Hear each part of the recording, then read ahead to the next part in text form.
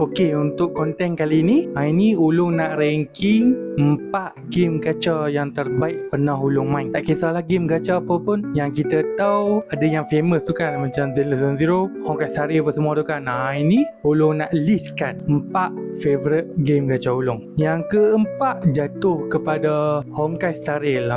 Yang ni agak sedih lah. Sebenarnya Honkai Star Rail ni favourite Ulung. Patutnya ada nombor 1 selama-lamanya. Tapi recent update ni, recent story, terutamanya untuk yang Amphoros tu, yang tu Ulung memang tak faham dah apa yang terjadi sebenarnya. Ulung cuba follow, Ulung sampai main 2 account untuk follow balik, sampai tengok TikTok, YT apa semua tu, still tak faham juga. And then dia punya gacha pun, dia punya draw makin lama makin teruk. Untuk satu karakter saja tu pun tak silap Ulung dedah lia tu, Ulung spend habis untuk 14 draw, 15 draw baru dapat. Lepas tu and then kali ni sekarang ni ada Fugue tu kan, yang tu lagi teruk, yang tu 16 kali draw haram tak dapat dah. Nombor 3 Nikke.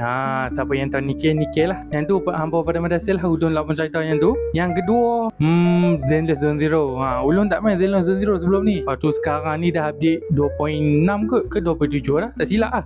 Baru nak main ni, baru story 1.5 ke. Yang tu tahu nak follow balik tu. And then yang pertama of course lah War brother. Selama ni mungkin dia akan drop nanti, tapi kakak ni Wuthering Waves daripada update 1 sampai kalau yang the latest ni 3.0 sangat-sangat puas hati lah. Cuma ni fan service dia tu semakin lama semakin rancak. Mau boleh tu lebihkan watak lelaki, lebihkan draw lelaki tu, sebab bolehlah Ulung sih punya strike tu. Selamatlah sikit aku punya strike tu, aku nak draw perempuan lain. So hampa kalau ada apa benda nak komen pasal gacha favorite hampa ke, atau hampa nak recommend untuk Ulung main, hampa komen dekat bawah tu lah. Okay, bye.